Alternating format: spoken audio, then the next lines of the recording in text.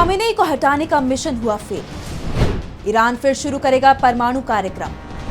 Ceasefire के लिए मजबूर हुआ इजराइल। अमेरिका की शह पर इजराइल ने ईरान पर हमला बोल दिया। 13 जून को ईरान पर हमला शुरू करते समय नेतन्याहू ने कहा कि हम ईरान को परमाणु हथियार नहीं बनाने देंगे, ये हमारी सुरक्षा को खतरा है। अमेरिका की तरफ से इस मामले में इजराइल का खुलकर समर्थन किया गया, जमकर हथियार भेजे गए। ट्रंप दावा कर रहे थे कि जंग ज्यादा से ज्यादा 4-5 दिन तक चलेगी, लेकिन जब ईरान की तरफ से पलटवार शुरू हुआ तो अमेरिका को समझ में आ गया कि मामला बराबरी का है, और बाद में ये भी समझ में आ गया है कि बराबरी का नहीं बल्कि ईरान जंग में भारी पड़ रहा है। इसके बाद अमेरिका खुद जंग में कूद पड़ा और बाद में सीज फायर को तैयार हो गया। 12 दिन की जंग में ट्रंप की तरफ से कई बार ऐलान किया गया कि इजराइल जीतने के करीब है, और जैसे ही ट्रंप का बयान आता थोड़ी ही देर बाद ईरान की तरफ से मिसाइलों की बौछार कर दी जाती थी। जंग में जितना नुकसान ईरान को हुआ उतना ही नुकसान इजराइल को भी हुआ। पहला हमला इजराइल ने किया तो आखिरी ईरान ने। ऐसे में सवाल उठ रहे हैं कि अमेरिका और इजराइल की कोशिश थी कि खामेनेई को हटाएंगे, नए नेतृत्व के हाथ में ईरान की सत्ता आएगी, उसका क्या हुआ? खामेनेई तो अभी भी मौजूद हैं और उनकी स्थिति और भी मजबूत हो गई है। दूसरा, ईरान को परमाणु बम नहीं बनाने देंगे, उसका परमाणु कार्यक्रम बंद करा देंगे। लेकिन ईरान का परमाणु कार्यक्रम तो अभी भी चल रहा है। जब अमेरिका और इजराइल को कुछ भी हासिल नहीं हुआ तो फिर इस जंग के जुनून की जरूरत क्या थी? तो आज हम अपनी स्पेशल रिपोर्ट में ईरान इजराइल जंग में अमेरिका की बड़ी हार के साथ ही नेतन्याहू की साख पर उठे सवालों को लेकर करेंगे बात। नमस्कार, मैं आंचल। अमेरिका के राष्ट्रपति डोनाल्ड ट्रंप ने अपने एक सोशल मीडिया पोस्ट में कहा कि ईरान और इजराइल में युद्ध विराम लागू हो गया है, कोई भी पक्ष इसका उल्लंघन ना करे। इससे कुछ घंटे पहले ट्रंप ने इजराइल और ईरान में युद्ध विराम की घोषणा की थी, लेकिन इस पर ऊहापोह की स्थिति बनी हुई थी, क्योंकि सीज फायर के बाद ये खबर सामने आई कि ईरान की तरफ से मिसाइलें इजराइल की तरफ दागी गई हैं। इजराइल ने ईरान पर सीज फायर उल्लंघन के आरोप लगाए तो ईरान की तरफ से कहा गया कि उसने सीज फायर शुरू होने के बाद कोई हमला नहीं किया है। दूसरी तरफ इजराइल ने अपने फाइटर प्लेन को तेहरान पर हमले का आदेश दिया, जिससे ट्रंप गुस्सा हो गए और नेतन्याहू को आदेश दिया कि कोई भी पायलट हमला नहीं करे। रूस के विदेश मंत्री सर्गेई लावरोव ने कहा कि सीज फायर तो हो गया है, लेकिन ये ज्यादा समय तक टिकता नहीं दिख रहा है।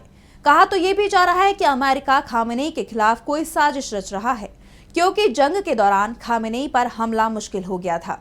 इसलिए सीज फायर के बाद खामेनेई पर हमले की कोशिश हो सकती है। ऐसे में सीज फायर होने के साथ ही इस पर सवाल उठने शुरू हो गए हैं। लेकिन सबसे बड़ा सवाल कि क्या अमेरिका और इजराइल ने ईरान पर जो जंग थोपी वो कारण सही था और अमेरिका और इजराइल अपने मंसूबों में कामयाब हुए? तो जवाब होगा नहीं।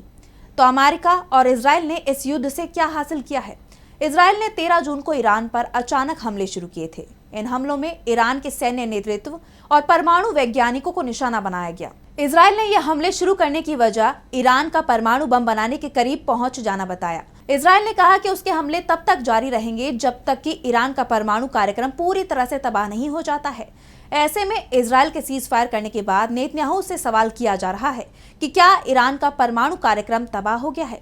इजराइल के समर्थन में 22 जून को अमेरिका भी लड़ाई में कूद गया था। अमेरिका ने अपने बेहद ताकतवर B-2 बम वर्षकों का इस्तेमाल करते हुए ईरान में बंकर बस्टर बम गिराए। लेकिन ये कहा जा रहा है कि जिस फोर्दो न्यूक्लियर प्लांट पर सबसे ज्यादा बम गिराए गए उसे ज्यादा नुकसान नहीं हुआ है।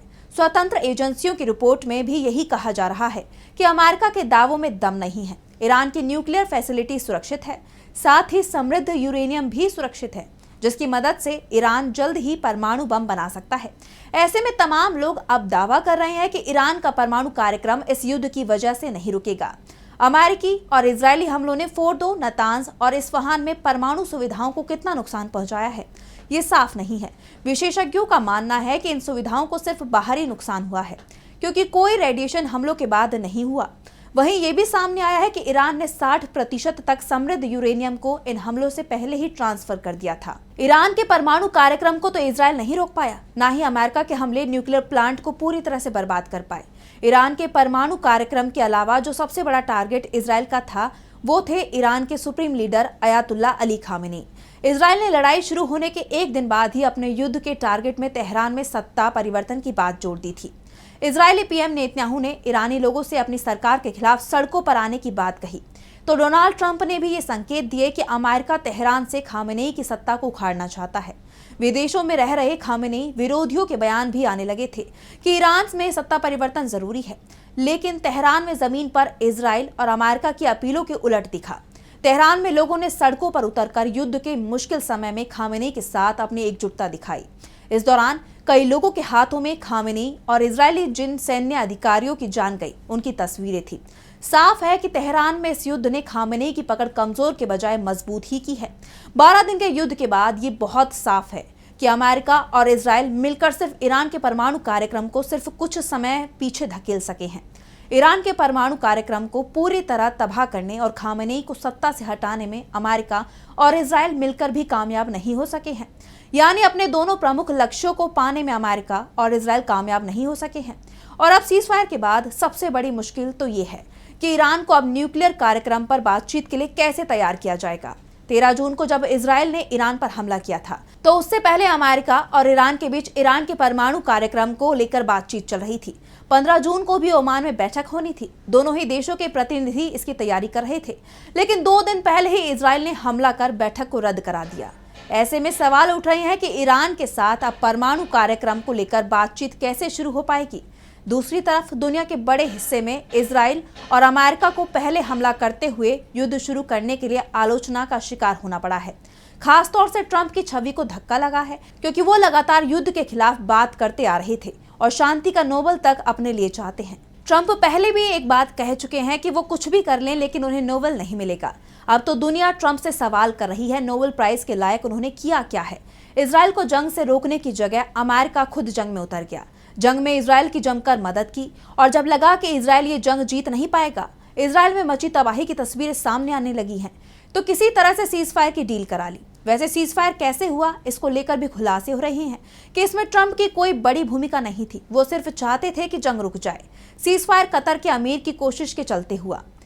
ट्रंप सिर्फ इसका क्रेडिट लेने की कोशिश कर रहे हैं। वैसे भी अमेरिका के पूर्व एनएसए जॉन बोल्टन ये बात पहले ही कह चुके हैं कि ट्रंप की आदत है कि वो हर चीज का क्रेडिट लेने के लिए कूद पड़ते हैं। जो काम उन्होंने किया भी नहीं हो उसका भी क्रेडिट लेने से वो चूकते नहीं हैं। इजराइल और ईरान जंग में भी ये दिखाई दे रहा है, लेकिन सबसे बड़ा सवाल तो यह है कि आखिर ये जंग शुरू क्यों की गई थी।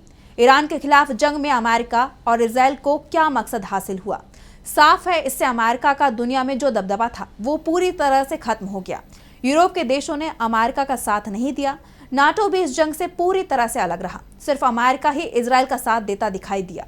दूसरी तरफ इजराइल को पहली बार जबरदस्त जवाब किसी देश ने दिया। इजराइल में मलबे में बदलती इमारतों की तस्वीरें सामने आई, जिसके बाद इजराइल का जो दबदबा पश्चिमी एशिया में था वो भी खत्म हो गया। यानी जंग में अमेरिका और इजराइल को करारी हार मिली है, तो ईरान ने पूरी दुनिया के सामने अपना लोहा मनवा दिया है। तो फिलहाल के लिए हमारी स्पेशल रिपोर्ट में बस इतना ही। देश और दुनिया की तमाम बड़ी खबरों के लिए देखते रहिए डीबी लाइव। नमस्कार।